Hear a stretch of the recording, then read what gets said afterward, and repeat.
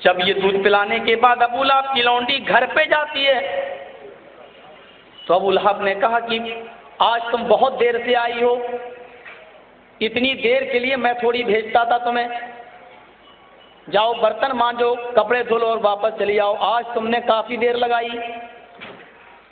تو صوبیہ نے یا صویبہ نے کہا آقا میرے مالک آج تھوڑی سی دیر اس لیے ہو گئی ہے کیونکہ آج آپ کی بھابھی نے، آج آمینہ نے ایک بچے کو پیدا کیا، چاند کا ٹکڑا آج اس کی گود میں آیا ہے،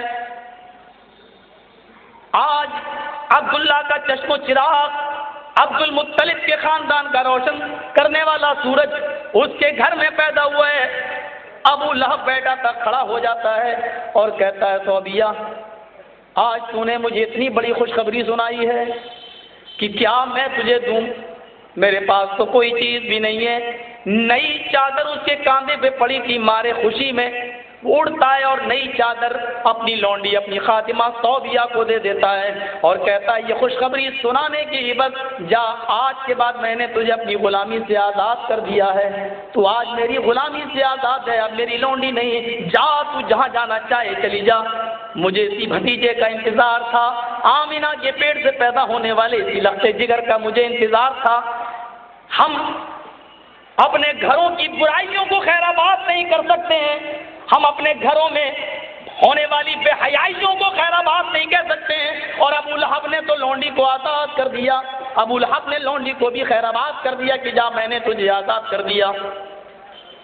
میرے ساتھیوں اندازہ لگاؤ اگر نبی کی پیدائش کی خوشی بنا لینے سے اگر جنت ملتی ہوتی تو ابو لہب کو کوئی کم خوشی نہیں ہوئی تھی محمد رسول اللہ کی پیدائش کے دن۔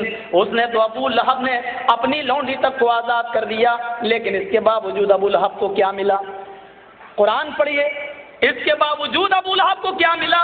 قیامت کی صبح تک ساری دنیا کے مسلمانوں کی زبان سے بد دعا، تبت یدا ابی لہب و تب، ابو لہب تیرے دونوں ہاتھ برباد ہو جائیں اور تو بھی برباد ہو جا۔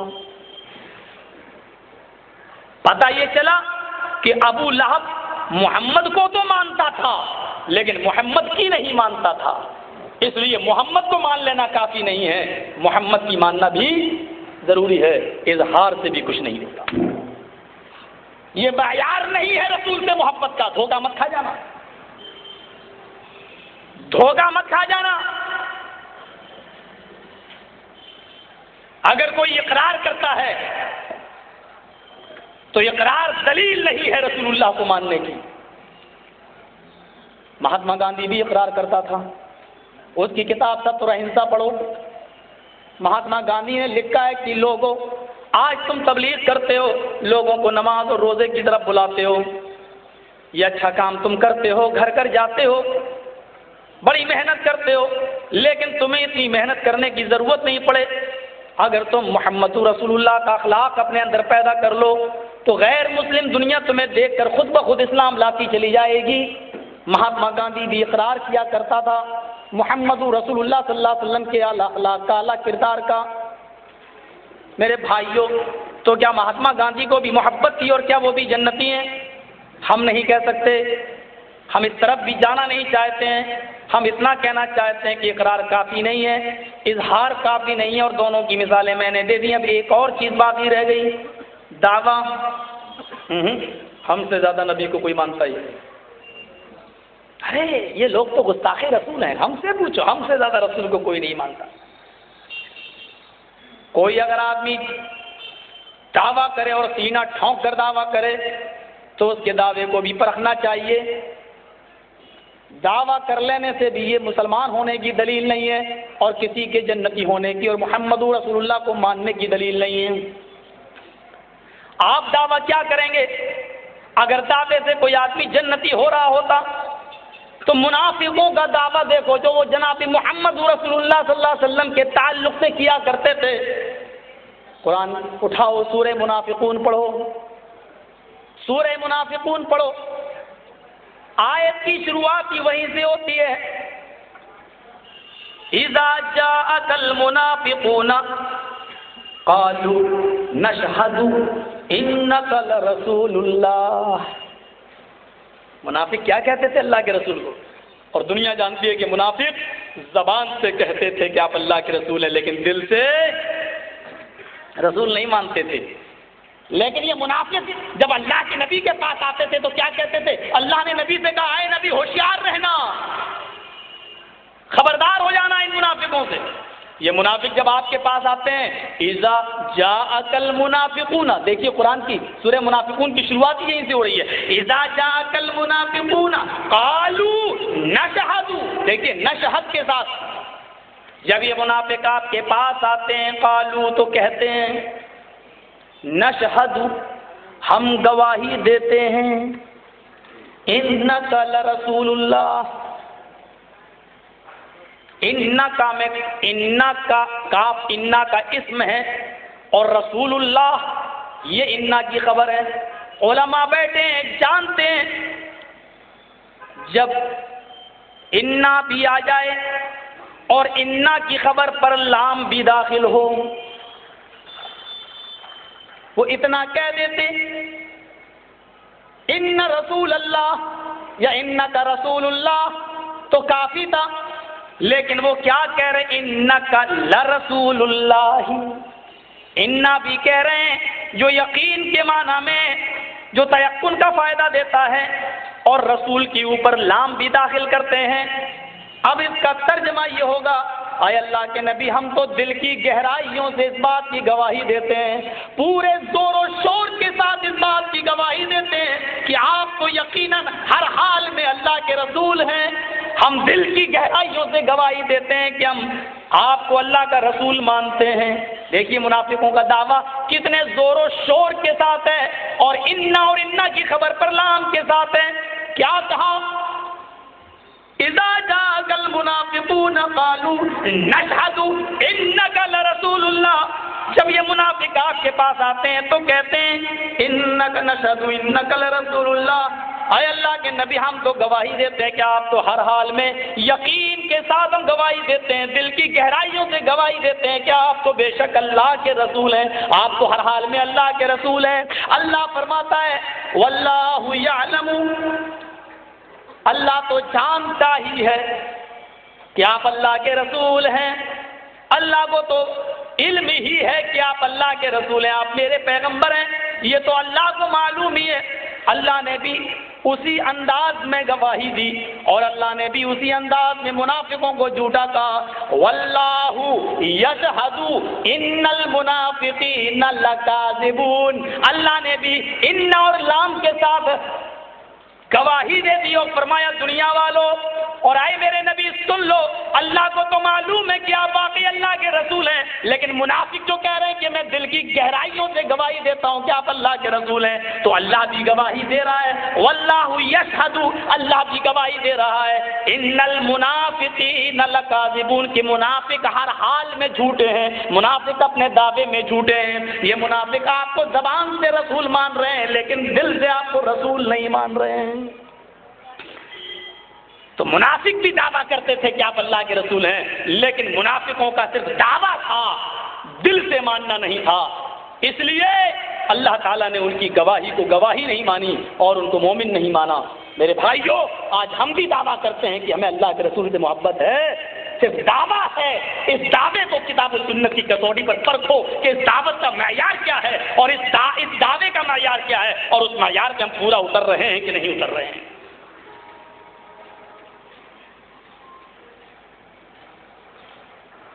بھوشیہ پران پرتی سرگ پرو کھنڈ 3 ادھیائے نمبر 3 اور منتر نمبر 19، یہاں سے شروع کرتے ہیں۔ چتربھیرات تربیدیو کرشیامی کلیچھیم بھونتو باندھوا دیوا سواشینا اترشیتھا۔ انتم مہارشی، انتم سندیشٹا، آخری نبی جب اس دنیا میں آئے گا، چتربھیرات त्रिमिदेव कृष्यामी कृष्यम, तो उसके 4 भाई होंगे। भाई से मुराद सगे भाई नहीं, उसके 4 भाई यानी 4 सहयोगी होंगे, 4 साथी होंगे। मिदेव कृष्यामी कृष्यम, जो उस पर अपनी जान निसार करेंगे, जो उस पर अपनी जान कुर्बान करेंगे। भवन्तु बांधवा देवा, अंतिम ऋषि अगर किसी जंग में चला जाए, किसी युद्ध में लड़ने के लिए पहुंच जाए, तो भवन्तु बांधवा देवा, तो देवा यानी फरिश्ते उसकी जंग में उसकी सहायता के लिए आकाश से उतरेंगे, फरिश्ते भी जमीन पर उसकी मदद करने के लिए चले आएंगे। यह है वो मंत्र हमारे हिंदू भाइयों की किताब के अंदर, जो आज लोग तलाश कर रहे हैं कि वो नबी का।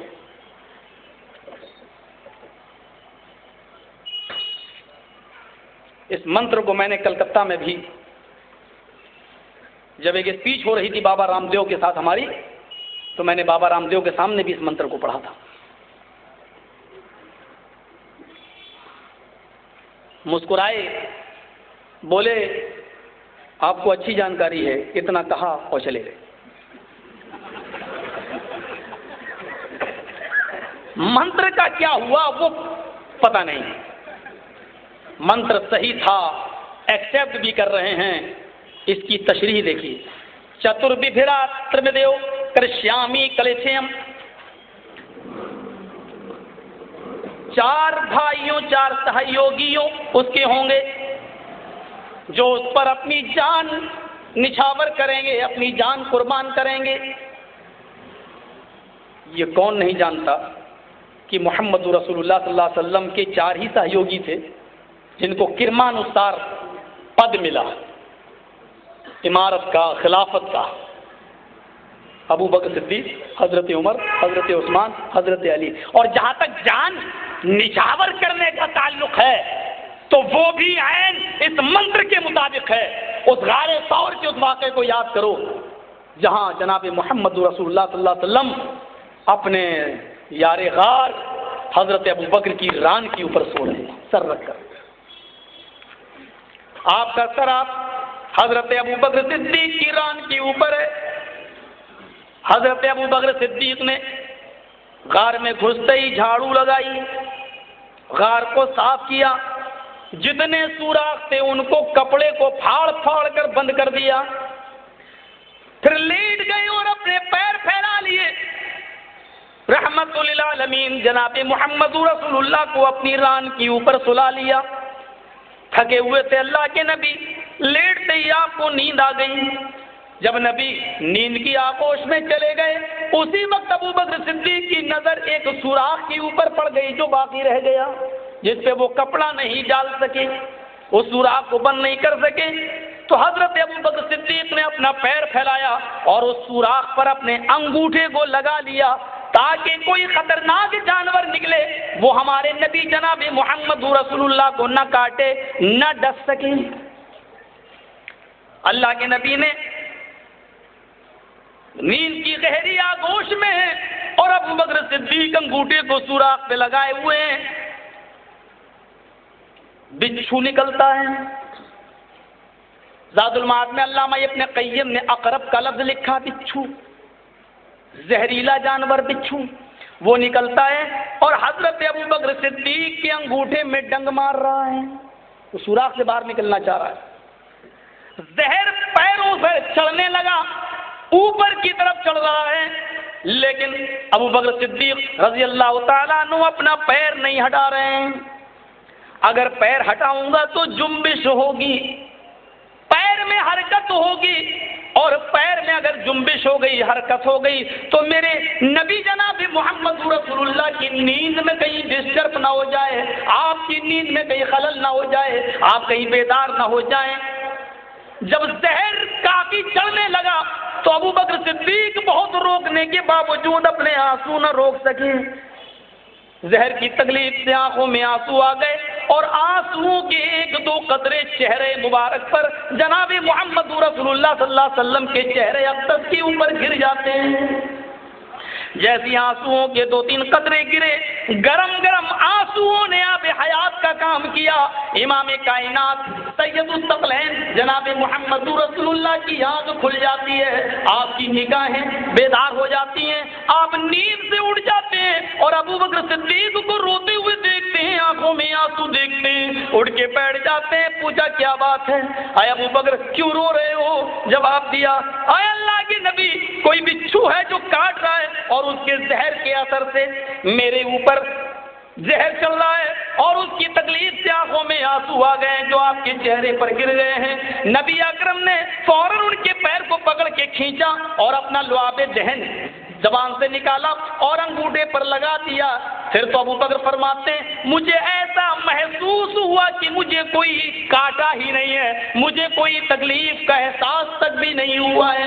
میرے بھائیوں، یہ واقعہ ہمیں بتلا رہا ہے کہ محمد رسول اللہ کو تو اپنی ران پر سلائے ہوئے تھے اور بچھو کاٹ رہا تھا، زہر چل رہا تھا، لیکن وہ پیروں کو بھی جنبش اس لیے نہیں دے رہے تھے کہ نبی اکرم کی کہیں آنکھ نہ کھل جائے، پیر ہلیں گے تو جنبش ہوگی اور نبی اکرم کی آنکھ کھل جائے گی۔ اس منتر کو، اس واقعے کو اپنے سامنے رکھیے، پھر دیکھیے اس منتر کو کہ وہ لوگ اپنی جان تک نچھاور کر دیں گے، اپنی جان قربان کریں گے جناب محمد رسول اللہ صلی اللہ علیہ وسلم کے اوپر، انتم سندیشہ کے اوپر، آخری نبی کے اوپر۔ غور کیجئے یہ منتر کتنی صداقت بھرا ہوا ہے اور ہمارے نبی جناب محمد رسول اللہ اور سیرت صحابہ کرام کی سیرت کی کیسی سچی ترجمانی کر رہا ہے۔ لیکن میں اکثر کہتا ہوں چمگادڑ کو اگر دن میں نہ دکھے تو اس میں سورج کا قصور نہیں ہے۔ چمگادڑ کا کام، سورج کا کام ہے روشنی دینا، وہ روشنی دے رہا ہے۔ اب اس سورج کی روشنی میں چمگادڑ ہی اندھا ہو جائے، اس کو روشنی میں نہ دکھے تو اس میں سورج کا کیا قصور ہے؟ ہندو مذہب کی کتابیں روشنی دے رہی ہیں، وہ آخری نبی کا ایڈریس و پتہ دے رہی ہیں۔ اب لوگ بیچارے اندھے ہو جائیں اور ان کو اپنی کتابیں ہی نہ دکھائی دیں تو اس میں ان کتابوں کا کیا قصور ہے؟ ان کتابوں کا کیا دوش ہے؟ ان کتابوں کا قصور کیا ہے؟ میرے بھائیوں، اس سے بھی زیادہ وضاحت کے ساتھ اور کون سا منتر چاہیے جس میں آپ 4 بھائیوں کا ذکر کیا گیا ہو اور ان کی جان وہ اپنی نچھاور کریں گے، وہ جان نچھاور کرنے تک کا تذکرہ موجود ہو۔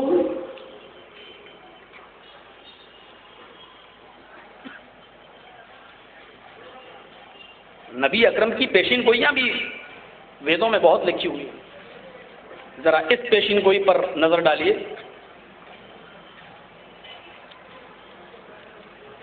او واچ بھوپرتی پریمڑا مایا مد وشارد تب دیو مہاراج ممدا ستو ماگیتا مرموچھشٹ سمنجیا کے تتا تت پشے بھو نرت اتی شرطوا تتا درشا پرم وسمے ماگیتا۔ یہ منتر ہے 16، 17، 18 اور 19 نمبر منتر میں نے آپ کے سامنے پڑھی دیا۔ اس کے بعد یہ منتر چتربھراترم دیو کرشیامی کلشیم بھونتو باندھوا دیوا سواشے ناؤ کرشیتھا شرم شرودھاری سدوشکا اجالاپی لنگچھیتین سارو بھکشو متو ممہ مسلے نیو سنسکارا۔ پرتیسک، وہی بھوشیہ پران کے منتر ہیں یہ، بھوشیہ پران پرتیسک پرو 3 کھنڈ 3 ادھیائے 3 منتر نمبر 17، 18، 19 اور بعد میں جو منتر میں نے پڑھے ہیں وہ 25، 26، 27، 28، 29، 30۔ ریفرنس آپ کے سامنے ہے، حوالہ آپ کے سامنے، ترجمے پر بھی غور کر لیجیے۔ انتم مہارشی، انتم سندیشٹا جب اس جگت میں اس وشو میں جنم لے گا اور جب اس کو رشت و نبوت جب دی جائے گی، پیغمبر جب بنے گا، رشی منی جب بنے گا، تو اس کے معجزوں میں سے ایک معجزہ یہ ہوگا پریم رامایا مد وشاردا تب دیو مہاراج ممدا ستو ماگیتا مرموچھشٹ سمنجی یاد تدا تد پشے بھو نرت، کہ وہ انگلی اٹھائے گا اور اس کی انگلی کے اشارے سے چندرما کے 2 ٹکڑے ہو جائیں گے، چاند 2 ٹکڑوں میں بٹ جائے گا۔ ایسا دیکھ کر بھارت کا راجا، بھوشیہ پران، ایسا دیکھ کر بھارت کا راجا، راجا بھوج ایودھیا کی سرزمین پر، ایودھیا کی دھرتی پر جائے گا۔ ایودھیا کا مین، ایودھیا مانا مکہ، ایودھیا، میں فیض آباد والے ایودھیا کو نہیں کہہ رہا ہوں، ایودھیا کا مطلب دیکھیے، ایودھیا آمانی نہیں اور یدھ کی معنی جنگ، ذرا میننگ دیکھیے. ایودھیا آپ لوگ بولتے نا یہ کام سمبھو ہے، سمبھو مانی ممکن، اور اسمبھو ناممکن، اچت انوچت، اچت مناسب، انوچت غیر مناسب. یدھ جنگ اور ایودھ جہاں جنگ نہ ہو، جہاں لڑائی نہ ہو، یعنی جہاں سلامتی ہو. چندرما چاند کے 2 ٹکڑے دیکھ کر راجہ بھوج ایودھیا جائے گا، یعنی ایسی جگہ جائے گا جہاں امن ہو، جہاں سلامتی ہو، جہاں جنگ نہ ہو. والتین والزیتون وطور سینین وہذا البلد الامین. قسم میں تین و زیتون کی، قسم میں طور و سینا کی. وہذا البلد الامین، البلد مانی شہر، امین مانی امن والا، امن والا شہر. اور امن والا شہر، شانتی والا شہر وہی ہے جہاں جنگ نہ ہو، جہاں لڑائی نہ ہو، امن و شانتی شانتی ہو. اور تمام مفسرین کا اتفاق ہے البلد الامین مکہ ہے، اور اللہ نے مکے کی قسم کھائی ہے، اور قسم ہے شہر مکہ کی. تو راجہ بھوج ایودھیا میں جائیں گے، یعنی مکہ میں جائیں گے.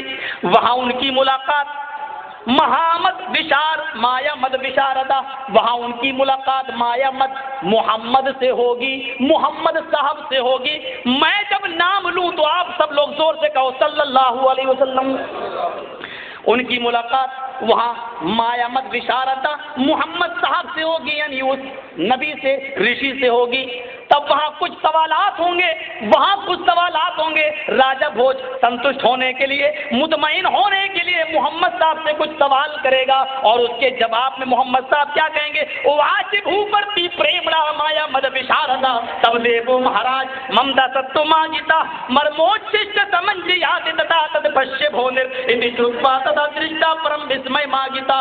تب راجہ بھوج کہے گا ہائے محمد صاحب، میں بھارت سے آیا ہوا ہوں، آپ نے چندرما کے 2 ٹکڑے آپ نے کیے ہیں. آپ کہیں گے نہیں نہیں، میں نے تو انگلی کا اشارہ کیا ہے، میں نے تو انگلی چلائی ہے. چندرما کے 2 ٹکڑے تو ایشوریہ شکتی سے، اللہ کے قدرت سے ہوئے ہیں. ہم نے تو یہ انگلی کا اشارہ کیا تھا، یہ قدرت تو اللہ کی تھی، اللہ نے 2 ٹکڑے کر دیے. وہ یہ سب سن کر بڑے تعجب میں پڑ جائے گا، اور پھر وہ اپنے دونوں ہاتھ سینے پر رکھ کر جوڑ کر کہے گا. اب دیکھیے بھوشیہ پران کے منتر، نمستے گرجانات مروستھل نواسنے بہو مایا پروتنے. گرجانات یعنی ہے میرے سردار، نمستے گرجانات مروستھل نواسنے، مروستھل مانی ریگستان، ہے ریگستان میں نواس کرنے والے، ہے ریگستان میں پیدا ہونے والے، ہے جزیرہ عرب میں جنم لینے والے. مروستھل کا ترجمہ میں یہ کر رہا ہوں. مروستھل نواسنے، ہے ریگستان میں نواس کرنے والے، یعنی ہے جزیرہ عرب میں پیدا ہونے والے. گرجانات آپ تو ہمارے سردار ہیں. بہو مایا پروتنے، بہت سی مایا میں پروتے ہونے والے، یعنی بہت سی انہونی باتیں جو سب سے نہ ہو سکیں آپ سے ہو جائیں، یعنی معجزے دکھلانے والے، معجزے دکھلانے والے، بہت سی مایا میں پروتے ہونے والے. گرجانات نمستے، میں آپ کی شرن میں آیا ہوا آپ کا غلام ہوں، مجھے سویکار کر لیجئے، یعنی مجھے بھی قبول کر لیجئے اور مجھے چند سوالوں کا جواب دیجئے. تب محمد صاحب جواب دیں گے، اللہ کے نبی ان سے کہیں. راجہ بھوج کو محمد صاحب جواب دیں گے، یہ بھوشیہ پران کی عبارت بتا رہا ہوں. تب راجہ بھوج کو محمد صاحب اجازت دیں گے سوال کرو، تو وہ سوال کریں گے آپ کے پتا کا کیا نام ہے؟ محمد صاحب کہیں گے میرے پتا دیوداس کو پراپت ہو چکے ہیں، یعنی وہ تو سدھار گئے ہیں، وہ تو اس دنیا میں اب نہیں ہے، اس لیے یہ نہ پوچھو کہ تمہارے باپ کا کیا نام ہے، یہ پوچھو کہ تمہارے باپ کا کیا نام تھا. تب راجہ بھوج کہے گا کہ یہی بتاؤ کہ آپ کی ماں، آپ کے باپ کا کیا نام تھا. پھر وہ پوچھے گا کہ آپ کی ماں کا کیا نام تھا. محمد صاحب باپ اور ماں کا نام یہ کہہ کر بتائیں گے، اور یہ منتر بھی بھوشیہ پران.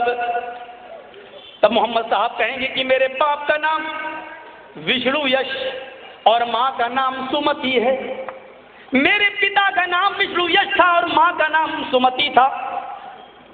یہ سن کر راجہ بھوج محمد صاحب سے کہے گا کہ یہی بات ہماری پستک ہماری کتاب میں لکھی ہوئی ہے کہ اس کے باپ کا نام وشنو یش ہوگا اور ماں کا نام سمتی ہوگا، تب یہ پورا منتر وہ محمد صاحب کو سنائیں گے اور کہیں گے تچھدوا پنڈری کا چو برہمڑ ودمبریتی بھونے شمبھلو وشنو یشسو گرہی سومتے سومتی پرادربھوابھیم۔ یہ ہے وہ منتر جو ابھی نہیں دکھائی دے رہا ہے ہمارے بھائیوں کو، اور یہ ہماری ذمہ داری ہے۔ یہ تو آج افسوس ہے ہمیں کہ آج ٹوپی والوں کو سمجھانا پڑ رہا ہے۔ اس سے بڑی شرم کی بات اور کیا ہوگی کہ آج ایک مسلمان سے کہے نماز پڑھنے آؤ۔ ہم تمہارے دروازے پر جا کر کہیں کہ مسلمان تو آئیے بھائی نماز پڑھ لو، اور قرآن حدیث کی کچھ باتیں ہوں گی سن لو، اس مسلمان کو چلو بھر پانی میں ڈوب کے مر جانا چاہیے۔ جس کے دروازے پر ایک مسلمان جائے اور کہے کہ نماز پڑھو، اس کو سوچنا چاہیے کہ ہم مسلمان ہیں، ہم سے یہ کہا جا رہا ہے کہ نماز پڑھو، کیا وہ بھی مسلمان ہو سکتا ہے کہ جس سے یہ کہا جائے نماز پڑھو؟ مسلمان کو تو آلریڈی پہلے ہی سے نمازی ہونا چاہیے۔ آج کتنے بڑے افسوس کی بات ہے کہ آج ہم جیسے لوگ آپ کے دروازے پہ جائیں اور آپ سے نماز کے لیے کہیں۔ جو قوم غیروں کے لیے پیدا ہوئی تھی، کنتم اخرجت للناس تأمرون بالمعروف کنتم خیر امت، مسلمانوں تم ایک بہترین جماعت ہو، تم ایک بہترین گروہ ہو، تمہیں مسلمانوں کے لیے پیدا نہیں کیا گیا، اخرجت للناس تمہیں یہودیوں کے لیے پیدا کیا گیا ہے، عیسائیوں کے لیے پیدا کیا گیا ہے، جینیوں کے لیے پیدا کیا گیا ہے، تمہارے ہندو بھائیوں کے لیے تمہیں پیدا کیا گیا ہے، تمہیں غیر مسلموں کے لیے نکالا گیا ہے، تم تو ان کی دعوت و تبلیغ کے لیے پیدا کیے گئے ہو۔ افسوس یہ ہے کہ مسلمانوں کا ایک ایک بچہ، ایک ایک فرد غیر مسلموں کو دعوت و تبلیغ کے لیے پیدا ہوا ہے، اور آج ہمیں مسلمانوں کو، ٹوپی والوں کو اور داڑھی والوں کو سمجھانا پڑ رہا ہے کہ آؤ نماز کے لیے آؤ محبت رسول اپنے اندر پیدا کرو۔ اس سے بڑی افسوس کی بات اور کیا ہوگی ہمارے؟ یہ سوچنے کی بات ہے میرے بھائیوں، غور کرنے کی بات ہے۔ مرے جا رہے ہیں، لڑے جا رہے ہیں، تو صحیح ہے، کب تک لڑو گے؟ تیرے پیچھے میری نماز نہیں، میرے پیچھے تیری نماز نہیں، لڑو، اور انجام دیکھ رہے ہو جو ہو رہا ہے ہمارا۔ یوشک الامم ان تدع علیکم کما تتداعى الاکلۃ علی قصتها، ایک ایسا زمانہ تمہارے اوپر آ جائے گا، اللہ کے نبی نے فرمایا دنیا کی ساری قومیں تمہاری اوپر ایسے ٹوٹ پڑیں گی جیسے بھوکے لوگ دسترخوان کے اوپر ٹوٹ پڑتے ہیں۔ وَمِن قِلَّةٍ يَوْمَئِذٍ نَحْنُ، یا رسول اللہ، صحابہ سوال کرتے تھے، ہمیں تو اپنے مولانا لوگوں سے سوال کرنے میں شرم آتی ہے، نہیں سوال کریں گے مولانا صاحب ناراض ہو جائیں گے، وہ مولوی کیا جو ناراض ہو جائے۔ صحابہ کرام نبی سے سوال کر رہے ہیں، تحقیق کا جذبہ دیکھو، تحقیق کا جذبہ۔ اے اللہ کے رسول، کیا اس وقت ہم تعداد میں کم ہوں گے؟ آپ کہہ رہے ہیں دنیا کی ساری قومیں آپ تمہارے اوپر ٹوٹ پڑیں گی، تو کیا اس وقت ہم تعداد میں کم ہوں گے؟ اللہ کے رسول کا جواب دیکھو، نہیں، بل انتم یومئذ کثیر، تمہاری تعداد بہت زیادہ ہوگی، تم تعداد میں بہت زیادہ ہوگے، لیکن تمہاری حیثیت کچھ نہیں ہوگی۔ ولکنکم غثاء کغثاء السیل، جیسے سمندر میں جھاگ اٹھتا ہے اور لہریں اس جھاگ کو ادھر سے ادھر لے جاتی ہیں، کوڑا کرکٹ ہوتا ہے اور ادھر سے ادھر لے جاتی ہیں، ایسی دنیا کی ساری قومیں جہاں تمہیں نچائیں گی تم ناچو گے، جہاں ڈانس کرائیں گی وہاں ڈانس کرو گے۔ آج وہی ہو رہا ہے، ہماری شادیاں آج ویسٹرن کلچر سے متاثر ہیں، ہمارے رہن سہن، ہمارا اوڑھنا بچھونا، ہمارے گھر میں آج دیکھ لیجئے تمام چیزوں پر ویسٹرن کلچر حاوی ہو چکا ہے، ہماری تہذیب، ہماری ثقافت پر آج مغربی تہذیب حاوی ہو چکی ہے۔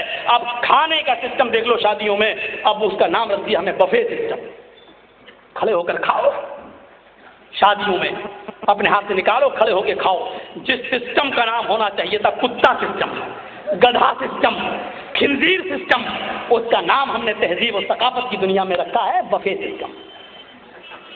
جس سسٹم کا نام ہمیں یہ رکھنا چاہیے تھا اس سسٹم کا نام آج ہم نے رکھا بفے سسٹم۔ ویسٹرن کلچر اس سے متاثر ہے۔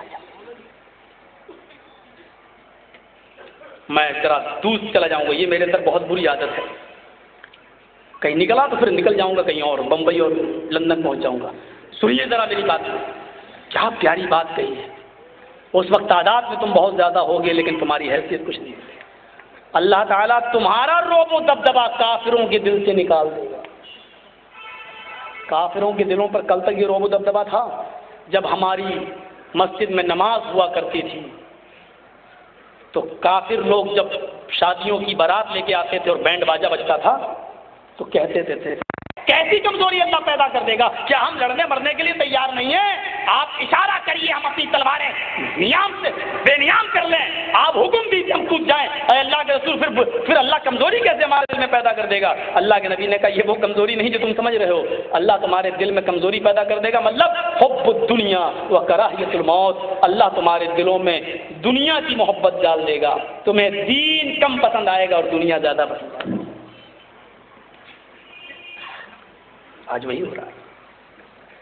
منتر دیکھیے، تب راجا بھوج نے یہ منتر پڑھ کے سنایا، تچھدوا پنڈری کاچو برہمن ودم بریت۔ ہائے محمد صاحب، ہماری کتابوں میں یہی منتر لکھا ہوا ہے، تچھدوا پنڈری کاچو برہمن ودم بریت، انتم رشی برہمن خاندان میں آئے گا۔ مجھے ڈر ہندو بھائیوں سے نہیں ہے، بابا رام دیو بڑی عزت کرتا ہے، آسارام باپو جی بڑی عزت کرتے ہیں، مجھے ڈر مسلمانوں سے، آپ لوگوں سے۔ کل ہوٹلوں میں بیٹھ کے گفتگو کریں گے، لو وہ مولوی جرجیس آیا تھا یو پی سے اور اللہ کے رسول کو برہمن خاندان میں بتا دیا۔ میں چیلنج کے ساتھ کہتا ہوں اللہ کے رسول برہمن خاندان میں آئے تھے۔ ہوٹلوں میں گفتگو کرنے کے بجائے مجھ سے روبرو ہو جاؤ اور بات کرو، میننگ دیکھیے، میننگ۔ برہمن، برہما اللہ کا نام، برہما وہ نہیں 10 سر والا اور 10 پیر والا، اگر وہ مانا لوگے وہ تو پھر آپ کبھی نہیں سمجھ پاؤ گے۔ برہما کا میننگ دیکھیے ویدوں میں جو لکھی ہوئی، برہما دنیا کا بنانے والا یعنی خالق، اس کا ترجمہ۔ اور وہ برہمن خاندان سے ہوگا، اس کا مطلب یہ ہوا کہ وہ اللہ والے گھرانے سے اس کا تعلق ہوگا۔ محمد رسول اللہ کا تعلق بڑے دینی خاندان سے تھا۔ یہ الگ بات ہے کہ قوم ابراہیم میں جب بدعات اور خرافاتیں داخل ہوئی تو وہ گھرانہ بھی متاثر ہو گیا، لیکن خانہ کعبہ میں جو 360 بت رکھے ہوئے تھے، ان کے مکھیہ پروہت اور ان کے خاص رکھوالے اور اس کی خدمت اور حاجیوں کو پانی پلانا، ستو کھلانا، ان تمام خدمات کو حاصل کر، یہ تمام خدمات اگر حاصل تھیں تو پھر جناب محمد رسول اللہ کے گھرانے کو، خاندان بنو ہاشم کو، قوم قریش کو یہ سارے شرف حاصل تھے، اور یہی گھرانہ اس کی عزت اور رکھوالی کیا کرتا تھا، اور اللہ کے رسول وہیں پیدا ہوئے، اسی گھرانے میں پیدا ہوئے۔ اور برہمن اگر قوم کے معنی میں لیتے ہو تو ہندوستان کی سب سے اونچی قوم مانی جاتی ہے برہمن، چھتری، ویش، شودر، ان میں سب سے اونچی قوم کون سی مانی جاتی ہے؟ برہمن۔ اگر قوم سے مراد لیتے ہو تو اس کا مطلب یہ ہے کہ برہمن سب سے اونچی قوم میں، محمد صاحب سب سے اونچی قوم میں پیدا ہوں گے، تو اللہ کے رسول عرب کی سب سے اونچی قوم قریش اور اس کے بھی سب سے اونچے خاندان بنو ہاشم کے اندر آپ پیدا ہوئے۔ دونوں معنی میں ہمارے نبی ہی ثابت کیے، اس لیے باتیں مت کرو۔ تم نے تو آج چند ٹوپی والوں کو سمجھا دیا، بہت بڑا کارنامہ انجام دے رہے ہو۔ ہم سے پوچھو، جیلوں میں ہم گئے ہیں صرف اسی بات پر۔ دعوت و تبلیغ کا صحیح فریضہ تبھی ادا ہوگا جب آپ ان کو ان کی زبان میں سمجھائیں گے۔ گھوڑے کو گھاس کھلائی جاتی ہے، گوشت کھلاؤ گے نہیں کھائے گا۔ جس کی جو غذا ہے اس کو وہ غذا کھلاؤ، جس کی جو غذا ہے اس کو وہ غذا کھلاؤ، لیکن پیار سے، محبت سے۔ اسلام پیار سے پھیلا ہے، محبت سے پھیلا ہے۔ وہ برہمن خاندان میں آئیں گے۔ تچھدوا پنڈری کاچو برہمن ودم بریتی بھاونے شمبھلو وشنو یشسو گے۔ وہ سب سے اونچے خاندان بھون گھر خاندان میں پیدا ہوں گے۔ وشنو یشسو گرہ، وشنو یش کے گھر میں۔ وشنو اللہ کا نام، برہما وشنو مہیش، برہما وشنو شیو، یہ سب اللہ کے نام۔ آپ کے ادھر بھی تو 99 نام ہے، ان میں بھی برہما وشنو شیو۔ وشنو اللہ کا نام، اور یش کے معنی بھکت، یش کے معنی بھکت کس کو کہتے ہیں؟ جو اللہ کی عبادت کرے، کہتے ہیں یہ بھکت ہے، بھکت۔ اور بھکتی کس کو کہتے ہیں؟ عبادت کو۔ تو بھکت مانی بندہ اور بھکتی مانی بندگی۔ یش کے معنی بھکت، وشنو یش وہ ایشور کا بھکت یعنی اللہ کا بندہ ہوگا۔ محمد صلی اللہ علیہ وسلم کے باپ کا نام کیا تھا؟ عبداللہ، عبد مانی بندہ، اللہ مانی اللہ، عبداللہ اللہ کا بندہ۔ وشنو یش اللہ کا بندہ، عبداللہ اللہ کا بندہ۔ وہ وشنو یش کے گھر میں پیدا ہوگا، یعنی عبداللہ کے گھر میں جنم لے گا۔ ماں کا نام کیا ہوگا؟ سمتی پراتربھاپیم، وہ سمتی کے پیٹ سے پیدا ہوگا۔ یہ بھی کہا، کیونکہ ہندو دھرم میں بہت سے لوگ مچھلی کے پیٹ سے ہوئے ہیں، کوئی سورج سے ہوا ہے۔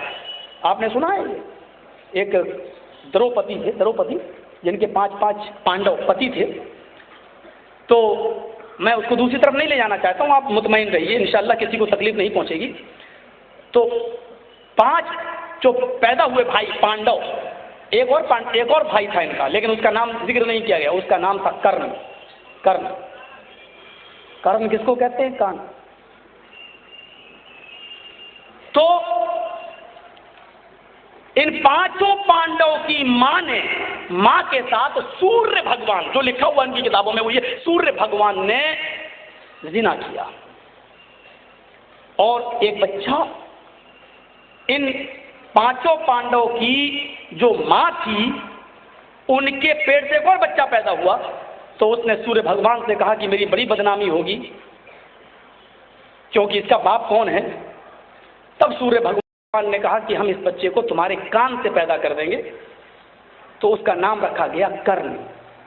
تو کوئی کان سے پیدا ہوا، کوئی پیٹ سے، مچھلی کے پیٹ سے ہوا، کوئی کسی سے ہوا، لیکن محمد صلی اللہ علیہ وسلم کی اوصاف حمیدہ میں سے دیکھیے، سمتی پرادرواپیم، وہ کان ناک سے پیدا نہیں ہوں گے، وہ سمتی کے گربھ سے، سمتی کے پیٹ سے جنم لیں گے۔ یہ سمتی۔ اب سمتی کس کا نام ہے؟ ماں کا نام۔ سمتی کا معنی کیا ہوا؟ سندر، متی مانی شانتی والی، امن والی، چین والی، سکون والی، سمتی خوبصورت، امن اور شانتی والی۔ محمد صلی اللہ علیہ وسلم کی ماں کا نام کیا تھا؟ آمینہ، اور آمینہ کا معنی بھی ہے امن والی، شانتی والی۔ اس شعر کو پڑھ کر میں نے پنڈت آسارام باپو کے سامنے بھی یہ شعر پڑھا تھا، آپ کو بھی سنا دیتا ہوں۔ میں نے یہ شعر اس منتر کو پڑھنے کے بعد پڑھا تھا، کون کہتا ہے ہم تم میں جدائی ہوگی، کون کہتا ہے ہم تم میں جدائی ہوگی، یہ ہوائی تو کسی دشمن نے اڑائی ہوگی۔ کتابیں پڑھیے، تصدیق دیکھیے، آپ کی کتابیں بھی تصدیق کر رہی ہیں، انتم رشی یہی ہیں جن کا تم انتظار کر رہے ہو، وہ آ چکا ہے۔ تب راجہ بھوج یہ ساری باتیں سن کر مطمئن ہو گیا، اور مطمئن ہونے کے بعد اس کی دارالملیک دھرم میں ہو گئی، ارتھات اس نے اسلام قبول کر لیا۔ بولی صاحب اسلام قبول کر لیا، یہ کہاں لکھا ہے؟ لکھا سناتن دھرمم پرویشم، اس کا سناتن دھرم میں پرویش ہو گیا، یعنی وہ سناتن دھرم میں چلا گیا۔ سناتن کا معنی سلامتی والا، اور اسلام کا معنی بھی سلامتی والا، یعنی وہ سناتن دھرم میں چلا گیا، ارتھات وہ اسلام کے اندر داخل ہو گیا۔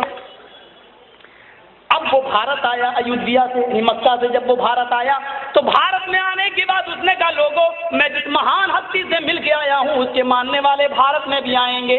تب لوگوں نے کہا پھر اس وقت ہم کیا کریں؟ کہا جب اس کے ماننے والے بھارت میں آ جائیں تو تم بھی ان پر ایمان لے آنا اور اس دھرم میں چلے آنا۔ تب بھارتی لوگوں نے پوچھا تھا کہ ان کی پہچان کیا ہوگی، تب راجہ بھوج نے پہچان بتائی، شرم شرودھاری سدوشیکا اچالاپی لنگچھیدین سرو بھکشو متو مما۔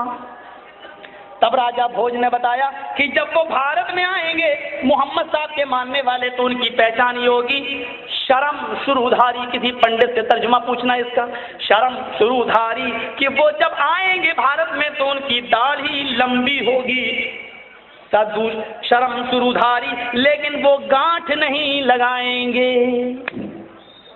کبھی کبھی آپ نے سکھوں کو دیکھا ہوگا اور بہت سے ہندو بھائیوں کو دیکھا ہوگا، داڑھی جب لمبی ہو جاتی ہے تو ایسے مروڑ لیتے ہیں اور اس کو سکھا لیتے ہیں دھوپ میں، اور ایسے موڑ لیتے ہیں جیسے وہ ناریل کا سوکھا ہوا گچھا لگتا ہے، سکھا لیتے ہیں، کبھی سر پہ بھی بال سکھا لیتے ہیں۔ تو وہی کہا گیا ہے شرم شروع، وہ لمبی داڑھی رکھیں گے لیکن داڑھی میں گانٹھ نہیں لگائیں گے، سدوشکا، اور بال بالکل صاف کریں گے، یعنی وہ بالکل بالوں کو گھونٹیں گے، بالکل گنجی کریں گے لیکن چوٹی نہیں رکھیں گے، سدوشکا۔ اس کا مطلب راجہ بھوج کے زمانے میں چوٹی رکھی جاتی تھی تو انہوں نے کہا وہ چوٹی کے رکھنے والے نہ ہوں گے، لمبی داڑھی رکھیں گے، داڑھی میں گانٹھ نہیں لگائیں گے، وہ بال پورے صاف کریں گے لیکن بالوں میں چوٹی نہیں رکھیں گے، ٹکی نہیں رکھیں گے، سدوشکا۔ اور ان کی ایک پہچان یہ ہوگی اچا لاپی، وہ گھنٹا نہیں بجائیں گے بلکہ وہ اونچے سور میں آلاپ کریں گے، ارتھات اذان دینے والے ہوں گے، زبان سے لوگوں کو عبادت کی طرف بلائیں گے۔ اور ان کی اذان کیا ہوگی؟ وہ کلمات بھی اللوپنشد میں موجود ہیں، وہ لوگوں کو زبان سے بلائیں گے، آلاپ کریں گے، اور وہ یہ کہیں گے اسم اللہ الا اللہ مترا برڑو اسم اللہ، इल्लल्ले मित्रा वरड़ो इल्लल्ले इल्लल्लाम मोहम्मद रसूल अकबर से अस्मल्लाम इल्लल्लाह मित्रा वरड़ो। क्या ये अज़ान नहीं है? अस्मल्लाम इल्लल्लाह मित्रा वरड़ो, अल्लाहु अकबर की बिगड़ी हुई शक्ल, इल्लल्ले मित्रा वरड़ो इल्लल्ले इल्लल्लाम अशहदु अल्ला इलाहा इल्लल्लाह की बिगड़ी हुई शक्ल, मोहम्मद रसूल अकबर अशहदु अन्ना मुहम्मदर रसूलुल्लाह की बिगड़ी हुई शक्ल। ये कहकर वो लोगों को नमाज की तरफ अर्थात इबादत की तरफ, भक्ति की तरफ वो बुलाएंगे। घंटा नहीं बजाएंगे, वो आलाप करेंगे, जबान से बुलाएंगे और उनकी एक पहचान ही होगी कि लिंगच्छे दीन वो खतना कराने वाले होंगे। लिंगच्छे दीन सबके सब खतना कराएंगे, वो खतना कराने वाले होंगे। खतना कराने वालों को की पहचान बताई है कि जब वो आ जाएं, खतने के ऊपर याद आया, कल भी मैंने सुनाया था, आपको भी सुना दूं, दिलचस्प वाकया है, नाम लेना कोई ज़रूरी नहीं है। 3 साल पहले तकरीबन दिल्ली के हिमाचल भवन में एक सर्वधर्म सम्मेलन था। उसमें सबको बुलाया गया था, हर मजहब के 2-2 आदमी, ईसाइयों को, सिखों को, जैनियों को। मुझे भी दावत दी गई थी, मैं भी गया। मीटिंग में ये तय हुआ कि जर्जी साहब को लास्ट में टाइम दिया जाए। धकेला गया, उसकी सीडी है मेरे पास, तो लास्ट में दिया गया। इत्तेफाक से उसमें सियासी लोग भी आए हुए थे और एडवाणी जी भी आए हुए थे, तो मुझसे पहले एडवाणी जी को टाइम दे दिया।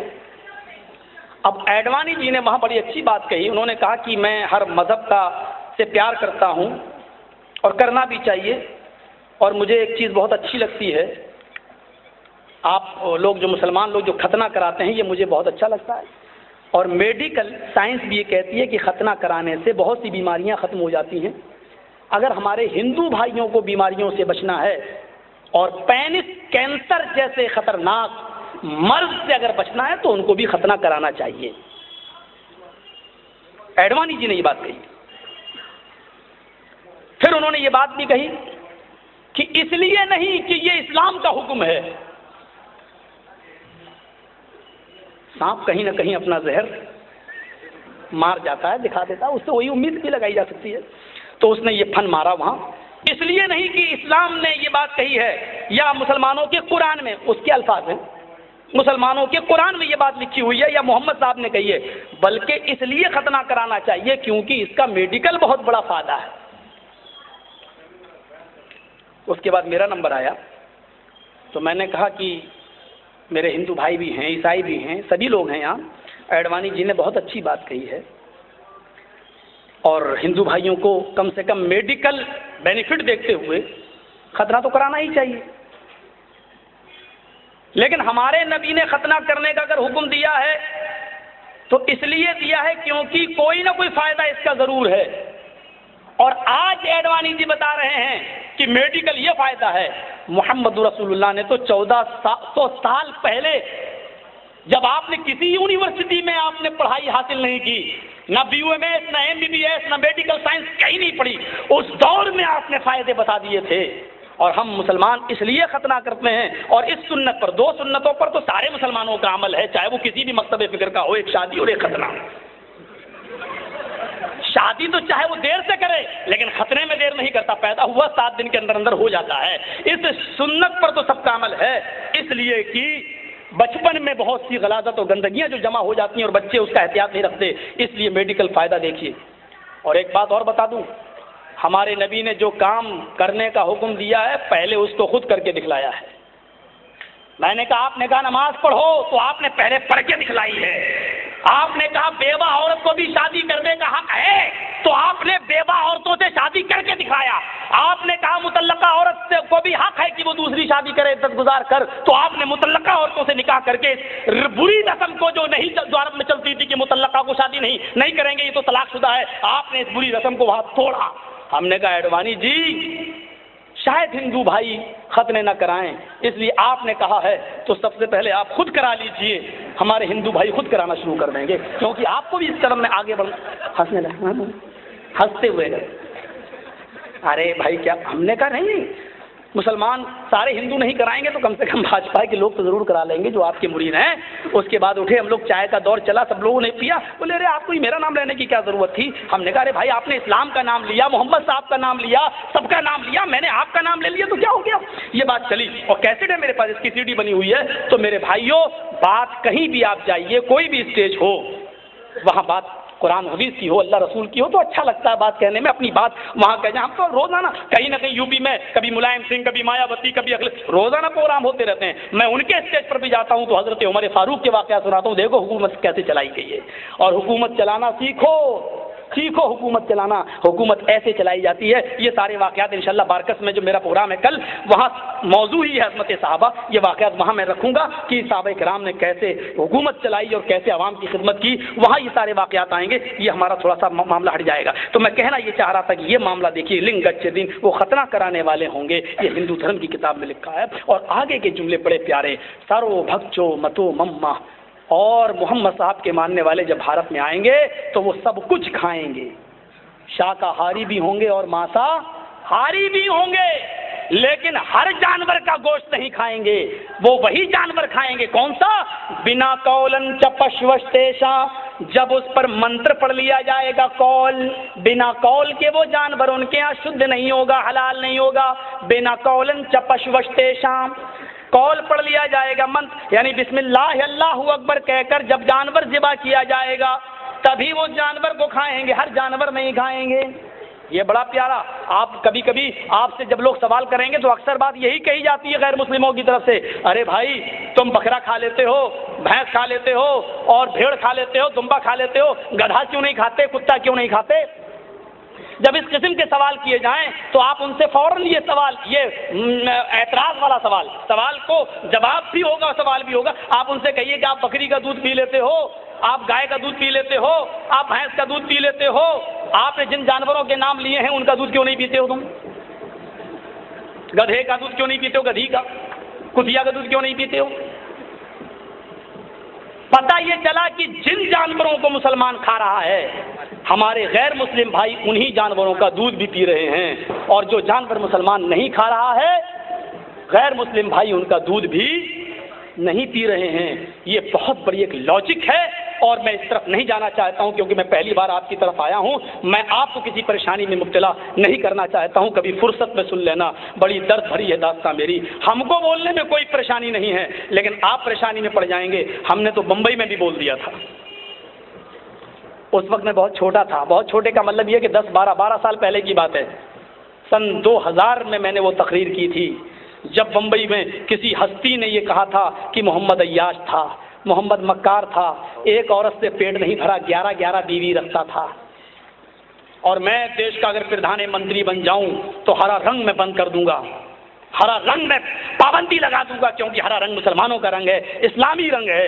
اس وقت مسلمانوں نے, سارے مسلک والوں نے, حنفی, شافعی, مالکی, بریلوی, دیوبندی, اہل حدیث, سب نے مل کر ایک کانفرنس کی تھی, اور اس کی صدارت دلیپ کمار نے کی تھی, جو فلمی دنیا کا ایک بہت بڑا آدمی ہے. اس نے اس کی صدارت کی تھی, اور ادھر بھی مجھے بات ہی میں دھکیلا گیا تھا.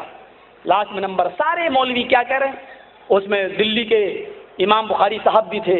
یہ امام بخاری نہیں جو ابھی ہیں موجودہ, احمد بخاری ہے نہیں, ان کے والد صاحب عبداللہ بخاری صاحب یہ تھے, اور ہمارے وہ اعظم گڑھ کا ایک مولانا جو اس وقت راج سبھا کے ممبر ہیں اور جے پردہ کے پیچھے زیادہ گھوم رہے ہیں اس وقت, کیا نام ہے ان کا,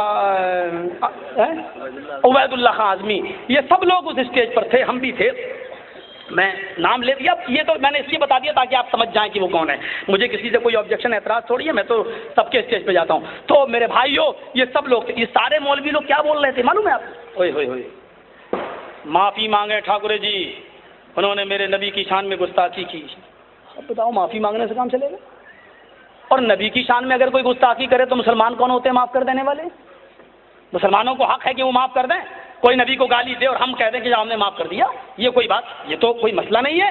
تو جب میرا نمبر آیا تو میں نے کہا کہ 11 بیوی رکھنے والا اگر عیاش ہے تو میں نے کہا اپنی کتابیں پڑھو اور دیکھو کہ کتنی کتنی گوپیاں اور بیویاں رکھتے تھے. کشن جی महाभारत में लिखा है 16,108। हमने कहा मैं कुछ नहीं कहूंगा, मैं सिर्फ इतना कहूंगा कि 11 रखने वाला अगर अय्याश है तुम्हारी नजर में तो 16,108 रखने वाला, चलो 16,000 में माफ कर रहा हूं, 108 होती वो भी ज्यादा थी। मैंने कहा ये रखने वाला मैं नहीं कहूंगा, मैं तो सबको इज्जत देता हूं, क्योंकि हमारे नबी का ये फरमान है कि तुम दूसरों के बुजुर्गों को बुरा मत कहो, वरना वो जवाब में तुम्हारे बुजुर्गों को बुरा कहें। हम बुरा नहीं कह सकते, लेकिन तुम मुझे ये बताओ कि 11 बीवियां रखने वाला अगर अय्याश है तो 16,000 रखने वाला। मैंने कहा कि हरे रंग पर पाबंदी की बात करने के लिए तुम बाद में बात करना, प्रधानमंत्री बनने का सपना बाद में देखना, हरा रंग बाद में बंद करना, क्योंकि वो इस्लामी रंग है, तुम बाद में बंद करना। पहले कद्दू खाना छोड़ो, लौकी जो आती है लंबी वाली वो हरे रंग की होती है। मैंने कहा कि कद्दू लौकी खाना छोड़ो, परवल खाना छोड़ो, हरा धनिया और हरी मिर्चें खाना बंद करो, खीरा ककड़ी सारी सब्जियां खाना बंद करो जो हरे रंग की हैं। ये सारी इस्लामी सब्जियां हैं। लाल रंग की जो सब्जी हो वो खाओ। लाल रंग का तो हम लोग सबसे ज्यादा इस्तेमाल करते हैं, तुम लोग थोड़ी। अगर लाल रंग से प्यार है तो तुम खाओ वो चीज जो हम खाते हैं। हमने तो उसका नाम लिया था, यहाँ नाम नहीं लूंगा। तो मेरे भाइयों जरा गौर करो, जब ये बात मैंने कही वहीं पर मेरे हाथों में हथकड़ियां पड़ गई, और उस वक्त भी मुझे मुल्ला मौलवी रोक रहे थे, हमारी जमात के लोग सबसे ज्यादा रोक रहे थे। क्या बक रहा है, ये मत कह, ऐसे नोच रहे थे मेरे पैर में, ये क्या कह रहा। मैंने कहा छोड़ो यार, क्या बात कर रहे हो। कहने तो लातों के भूत बातों से नहीं भागते। उस वक्त भी मुझे नोच रहे थे और मना कर रहे थे, ये क्या बोल। अरे मैंने कहा जो बोल दिया, जो जुमले वापस थोड़ी आ जाएंगे। उसके बाद पता चला कि मुझे उस जेल में ले गए जहां आज अजमल कसाब बंद है। सुबह तक मुझे रखा वहां। दिलीप कुमार को फिक्र हुई, मुसलमानों की एक रैली निकली। उस वक्त मुझे अहले सुन्नत वल जमात के लोगों ने, सुन्नी भाइयों ने हमारा बहुत साथ दिया, क्योंकि मुसलमानों का मसला था, इज्तिमाई मसला था। सारे लोग जेल में घुस गए, हमको भी गिरफ्तार करो या जर्जी साहब को छोड़ो। बहुत चालाक आदमी है बम्बई का वो, जिसके खिलाफ हम बोले, नाम नहीं लूंगा, बड़ी हस्ती, नाम लेने से पहले मुझे वुजू बनाना पड़ेगा। मेरे भाइयों बहुत चालाक हस्ती, जब उसने देखा कि मुसलमानों का तो ये हीरो बना जा रहा है, उसने फौरन कह दिया इनको छोड़ दो, और दिलीप कुमार से कहा कि इनको लेके मेरे पास आओ, हम लोग कुछ बात करेंगे। वहां जाके बात किया, देखता है मुझे तो देख के कहता अरे तुम थे। मैंने कहा जी कहिए। तो तुम्हारी हिम्मत कैसे पड़ी मेरे खिलाफ बोलने की, और अल्लाह ताला ने मेरी जबान से जो निकलवाया वो। मैंने कहा क्यों, तुम क्या आसमान से टपके हो, जैसे मैं अपनी माँ के पेट से पैदा हुआ वैसे तुम पैदा हुआ। मैं सब कुछ बर्दाश्त कर सकता हूं, लेकिन रसूलुल्लाह सल्लल्लाहु अलैहि वसल्लम की शान में तौहीन हो, कोई मुसलमान इसको बर्दाश्त नहीं कर सकता। अच्छा चलिए लिख के दीजिए आप, आज के बाद मैं तुम्हारे खिलाफ नहीं बोलूंगा। मैंने कहा ठीक है मैं लिख दूंगा, लेकिन आप भी बोलिए, लिखिए कि मैं इस्लाम के खिलाफ, नबी के खिलाफ, कुरान के खिलाफ नहीं बोलूंगा। आप मेरे खिलाफ जितना बोलना चाहे बोलें, मुसलमानों के खिलाफ जितना बोलना चाहे बोलें, पाकिस्तान को जितनी गाली देना चाहे दें, सऊदी अरब को जितनी गाली देना चाहे, हमें कोई मतलब नहीं है सियासी मामले से, लेकिन नबी का, इस्लाम का, कुरान का ताल्लुक हमसे और सारी दुनिया के मुसलमानों का ताल्लुक उससे। अगर इनको बुरा कहा गया तो हम नहीं छोड़ेंगे, बोलेंगे। आप लिख के दीजिए। लिखना पड़ा, उसकी एक फोटो कापी मेरे पास है, एग्रीमेंट बना बाकायदा स्टाम्प पेपर पर, उसको लिखना पड़ा कि न मैं इस्लाम के खिलाफ बोलूंगा। मैंने भी उसके नीचे लिखा कि हम भी आज के बाद तुम्हारे खिलाफ नहीं बोलेंगे। उसकी एक कापी उसके पास है, एक कापी मेरे पास है, और उसकी एक कापी बॉम्बे की हाई कोर्ट में जमा है। अब कहने लगा कि मौलवी साहब थोड़ा सा शक होता है मुझे, थोड़े से 2-3 सवालों के जवाब दीजिए तो आप। मैंने कहा बोलिए क्या बात है। तो कहता है कि ये बताइए कि आप लोग धरती को माँ क्यों नहीं कहते। ये धरती माँ है, जैसे माँ के पेट से बच्चा पैदा होता, धरती से गल्ला उगता है। हमने कहा गुजरात के लोगों से पूछो कितने लोग भूकंप में मर गए, जमीन के नीचे दब के मर गए। माँ कभी अपने बच्चे को मारती है? वो कैसी माँ है जो अपने बच्चे को मार डाले? अब आप ही बताइए कि वो जो अपने बच्चे को मार डाले वो माँ है या डायन? बोला अरे चुप रहो। अच्छा ये बताइए गंगा को माँ क्यों नहीं कहते हो, गंगा को मैया क्यों नहीं कहते? हम लोग गंगा को माँ कहते हैं। मैंने कहा बिहार और बंगाल वालों से पूछो। हाँ भाई देखने दो थोड़ा सा, इन्हीं लोगों की नजर लगी है मुझ पर, तभी मोटा नहीं हो पाता हूं मैं, थोड़ा सा देखने दो।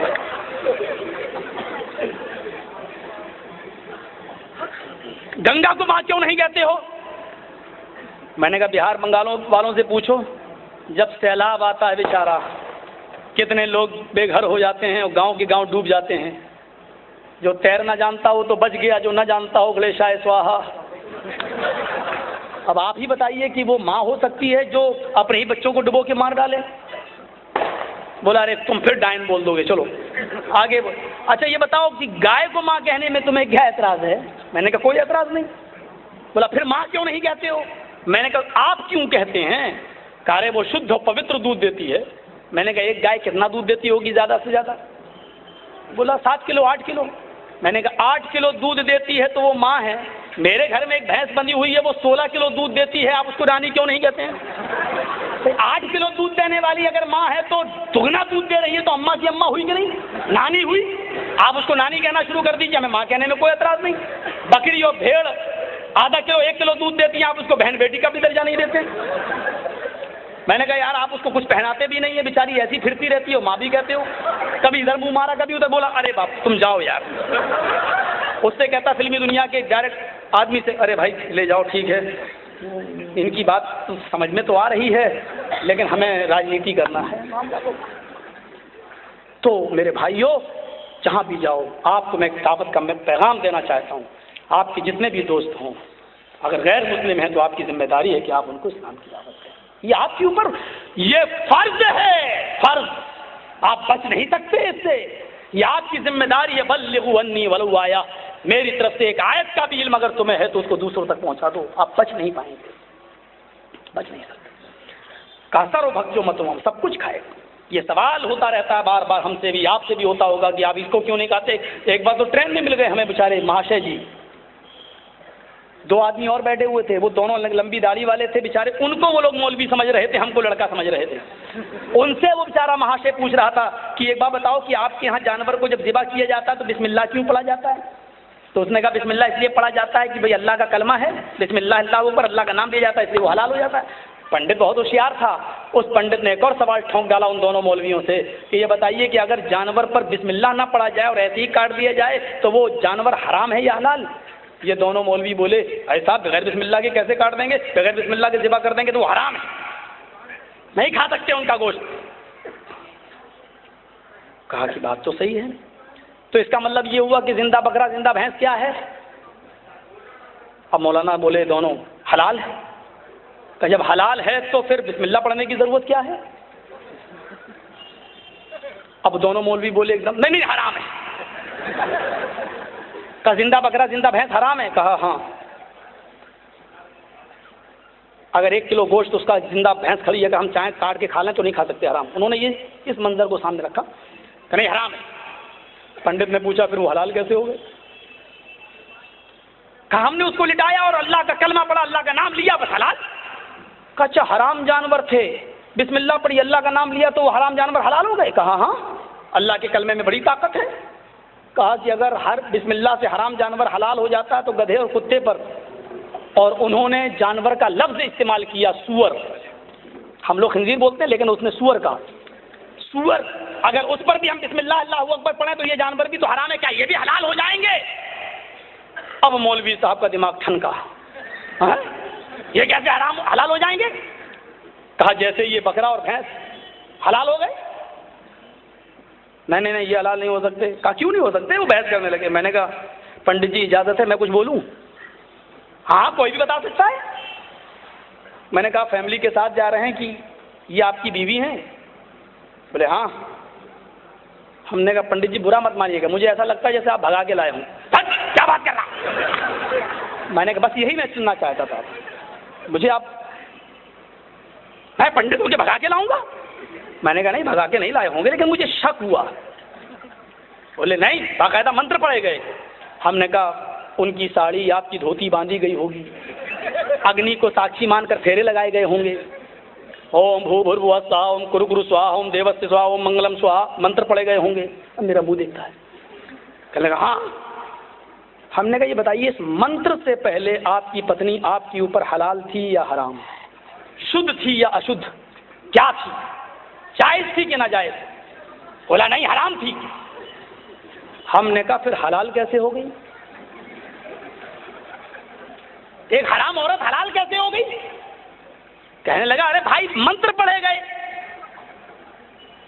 اور حلال ہو گئی۔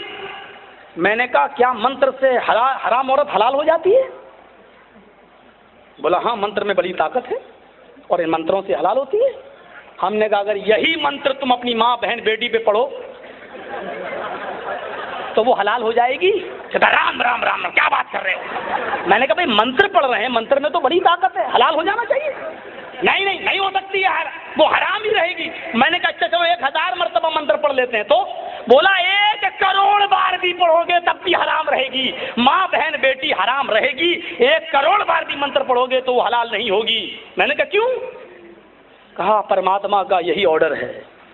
ہم نے کہا بسم اللہ اللہ اکبر سے وہی جانور حلال ہوں گے جو حلال ہونے کے لائق ہیں اور جن کو پرماتما نے حلال قرار دیا ہے۔ جیسے منتر سے ہر عورت حلال نہیں ہو سکتی، ایسے ہی منتر سے بسم اللہ سے ہر جانور حلال نہیں ہو سکتا۔ بسم اللہ سے وہی جانور حلال ہوں گے جو اللہ نے حلال ہونے کا حکم دیا ہے۔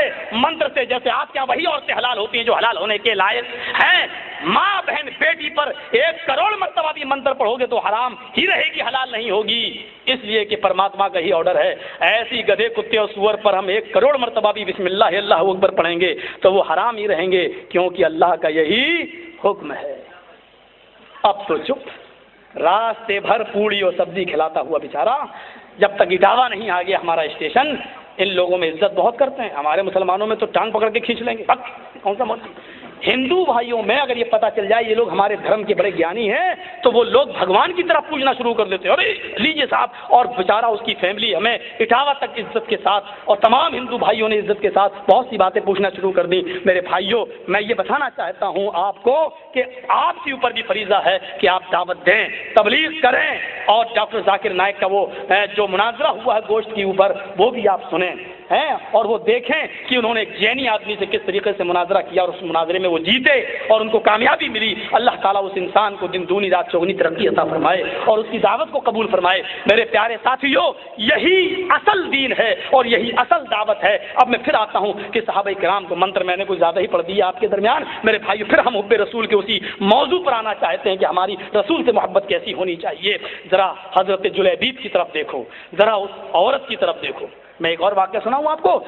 حضرت امام احمد نے اس واقعے کو اپنی مسند احمد کے اندر نقل کیا ہے اور علامہ البانی نے اس واقعے کو حسن قرار دیا ہے کہ ایک یہودیہ عورت اللہ کے نبی کی بیوی حضرت عائشہ کے پاس آتی ہے۔ یہودیہ آتی تھیں، ایک یہودیہ عورت آئی اور دیکھیے مذاق میں کہنے لگی، مسلمانوں غور سے سننا، میں کوئی مسئلہ کی بات چھیڑنے نہیں آیا ہوں، ہم بہت لڑ چکے ہیں، آمین، رفع الیدین، تراویح، طلاق کے مسئلے پر ہم بہت لڑ چکے ہیں، اب یہ لڑائی بند کرو۔ الگ الگ دیوی دیوتاؤں کو خدا ماننے والے آج ایک پلیٹ فارم پہ آ چکے ہیں۔ 33 کروڑ دیوی دیوتاؤں کو، کوئی رام کا پجاری، کوئی شنکر کا، کوئی ہے مہاویر کا، کوئی کسی کا، آج یہ سب لوگ مسلمانوں کو تباہ و برباد کرنے کے لیے ایک پلیٹ فارم پہ قائم ہو چکے ہیں۔ ہم ایک اللہ کو ماننے والے، ایک نبی کو ماننے والے، ایک قرآن کے ماننے والے، ایک قبلے کی طرف منہ کر کے نماز پڑھنے والے آپس میں، ہم خود آپس میں لڑ رہے ہیں۔ آج دوسروں کو جو موقع مل رہا ہے صرف اسی بات پر مل رہا ہے ہمارا مذاق۔ آج جو دوسرے ملکوں میں ہو رہا ہے وہ یہی ہے، ڈو اینڈ ڈیوائڈ، ان کو آپس میں لڑاؤ، ان کو آپس میں مارو۔ شیعہ اور سنیوں کا جھگڑا کھڑا کر دیا گیا، عراق کو تباہ و برباد کر دیا گیا، افغانستان کو تباہ و برباد کیا گیا، اب ایران کی طرف بھی نظریں اٹھائی جا رہی ہیں، پاکستان کو پہ بھی یہی معاملہ چھوڑ دیا گیا، خود دور رہو، ان کو آپس میں لڑاؤ، اور یہی پالیسی یہاں پر بھی اپنائی جا رہی ہے۔ ہمارے ساتھیوں نے ہمیں نام لینے سے منع کر دیا ہے میرے دوستوں، ورنہ مجھے نام لینے میں کوئی حرج نہیں تھا، لیکن میرے بھائیوں مجھے آپ کی پریشانی اپنی پریشانی نظر آتی ہے۔ میں مقدمے میرے اوپر 50 چل چکے ہیں، مجھے کوئی فکر نہیں ہوتی ہے، لیکن ہم آپ کو پریشانی میں نہیں ڈالنا چاہتے ہیں۔ ہم چاہتے ہیں کہ ہم آپ سب مل جائیں، متفق ہوں۔ آپ کو معلوم ہے عیسائیوں کی کتاب میں صرف اتنا لکھا ہے کہ مریم نے عیسیٰ کو بغیر شوہر کے پیدا کیا، بس اتنا لکھا ہے۔ یہودیوں نے عیسائیوں پر الزام لگا دیا ہے کہ عیسیٰ کی ماں مریم زناکار تھی، نعوذ باللہ۔ آج بھی یہودی عیسیٰ کو زنا کی اولاد مانتے ہیں اور مریم کو ناپاک مانتے ہیں، اور آج تک عیسائی لوگ اپنی کتابوں میں یہ دکھا نہیں سکے یہودیوں کو کہ عیسیٰ کی ماں مریم پاک دامن ہے۔ قرآن نازل ہوا، محمد رسول اللہ پہ اترا، ہمیں قرآن نے بتایا عیسیٰ کی ماں مریم پاک دامن ہے، عیسیٰ کو اللہ نے بغیر باپ کے پیدا کیا ہے۔ ہم نے عیسائیوں سے کہا قرآن کی شہادت ہے عیسیٰ کی ماں مریم پاک دامن ہے۔ ہم نے یہودیوں سے کہا بجائے اس کے کہ عیسائیوں کو قرآن کا احسان مند ہونا چاہیے تھا، مسلمانوں کا شکر گزار ہونا چاہیے تھا، لیکن ان لوگوں نے عیسائیوں سے ہاتھ ملا کر، یہودیوں نے عیسائیوں سے ہاتھ ملا کر مسلمانوں کو صف ہستی سے مٹانے کا پلان بنا لیا، جو آپس میں ایک دوسرے کے دشمن ہیں لیکن ہمیں برباد کرنے کے لیے آپ دیکھ لو دونوں پلیٹ فارم پہ آ چکے ہیں، لیکن ہم ایک نبی، ایک دین، ایک قرآن اور ایک قبلے کی طرف رخ کر کے نماز پڑھنے والے ہم آپس میں لڑے جا رہے ہیں اور مرے جا رہے ہیں اور کاٹ ایک دوسرے کے خلاف دشمن بنے ہوئے ہیں۔ اللہ سے دعا کرو کہ الہ العالمین کتاب اور سنت کی بنیاد پر، یہ شرط ہم ضرور لگائیں گے، کتاب اور سنت کی بنیاد پر، قرآن و حدیث کی بنیاد پر ہم سب کو اتفاق اور اتحاد کے ایک پلیٹ فارم پر قائم ہونے کی توفیق عطا فرمائے۔ ہمارے درمیان جو نفرتیں پھیلی ہوئی ہیں اللہ قرآن و حدیث کی روشنی میں ہمیں ان تمام نفرتوں کو دور کرنے کی توفیق عطا فرما اور کتاب و سنت کی تعلیم کو اپنے گلے سے لگا کر آپس میں بھائی بھائی ہونے کی توفیق عطا فرما۔ میرے پیارے ساتھیو، بات یہاں سے نکلی تھی، یہاں سے کہ وہ یہودیہ اللہ کے نبی کی بیوی حضرت عائشہ کے پاس آئی اور کہنے لگی عائشہ ہمارے نبی یوسف اتنے خوبصورت تھے کہ تمہارے نبی کا ذکر اللہ نے نہیں کیا قرآن میں، ہمارے نبی کا ذکر کیا ہے۔ یہودیہ تھی، کہنے لگی عائشہ یوسف اتنے حسین تھے، اتنے جمیل تھے کہ تمہارا قرآن کہہ رہا ہے کہ جب بادشاہ مصر کی بیوی نے سب عورتوں کے ہاتھوں میں پھل دے دیے اور چھریاں دے دی اور یوسف سے کہا کہ نکل جاؤ ان کے درمیان سے، اور جب ہمارے نبی یوسف مصر کی عورتوں کے سامنے سے نکلے تو عورتوں نے یوسف کو دیکھا تو بجائے پھل کاٹنے کے اپنی انگلیاں کاٹ ڈالی اور کہا کہ ماں ھذا بشرا، یہ کوئی انسان نہیں ہو سکتا، یہ تو فرشتہ لگ رہا ہے۔ عائشہ تمہارا قرآن ہے، تمہارے نبی کی خوبصورتی کا ذکر قرآن میں نہیں ہے، ہمارے نبی کا خوبصورتی کا ذکر ہے۔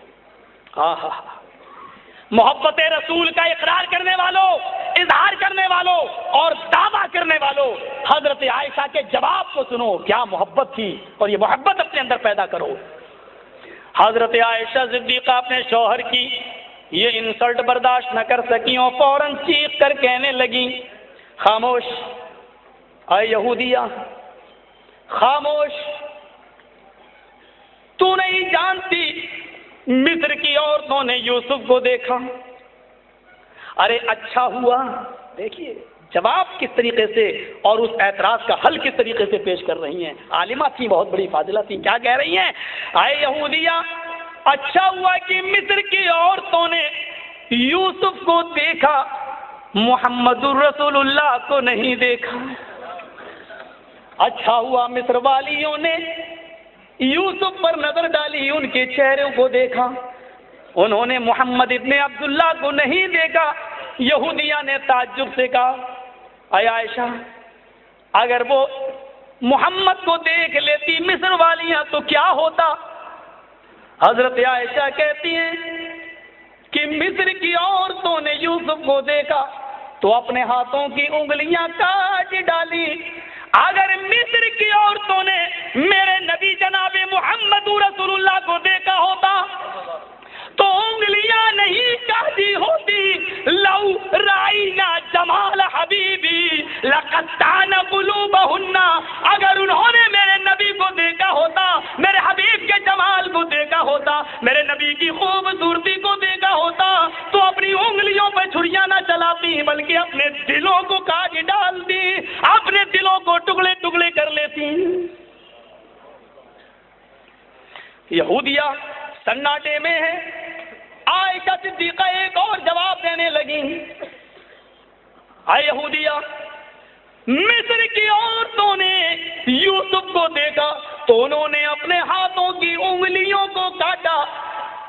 टुकड़े टुकड़े किया, कई जगह से काटा, लेकिन अरब की औरतों ने जब जनाबे मोहम्मद रसूलुल्लाह को देखा तो उन्होंने अपनी उंगलियां नहीं काटी, बल्कि अपना बेटा मैदाने जंग में अपना भाई मैदाने जंग में कटवा दिया, अपना शौहर भी मैदाने जंग में शहीद करवा दिया। दीन आरिया के उस वाक़े को देखो और संसारी खातून के वाक़े को देखो, जिसका बेटा भी मैदाने जंग में, जंग ग़ज़वे उहद में, जिसका भाई भी मैदाने जंग में, जिसका बाप भी मैदाने जंग में और जिसका शौहर भी मैदाने जंग में, और खुद एक जंगल में, एक सहरा में अपना सर रखी हुई है जमीन के ऊपर, सजदे में गिरी हुई है और दुआ कर रही है कि रब्बुल आलमीन इस जंग में मोहम्मद रसूलुल्लाह को फतह नसीब फरमा, इस जंग में नबी अकरम को कामयाबी अता फरमा। इतने में एक नौजवान घोड़ा दौड़ाए हुए आता है, कहने लगता है, दीनारिया सजदे से सर उठा, वो सजदे से सर उठाती है, नौजवान ने सर नीचे कर लिया, कहने लगी मोहम्मद का सिपाही सर झुका के नहीं सर उठा के गुफ्तगू करता है। नजरें मिला, उसने नजरें मिलाई, कहा बता मैदाने जंग का क्या हाल है? कहने लगा माँ जंग तो ठीक हो रही है, लेकिन मैदाने जंग में तेरा भाई शहीद कर दिया गया। कलेजे पे चोट लगी, नजरें आसमान पे डाली, फिर उसने जमीन पर देखा और नौजवान से कहा कि मुझे मेरे भाई के बारे में मत बता, और न मैंने उसके बारे में पूछा है, मुझे मूसा के भाई के बारे में बता, मुझे ईसा के भाई के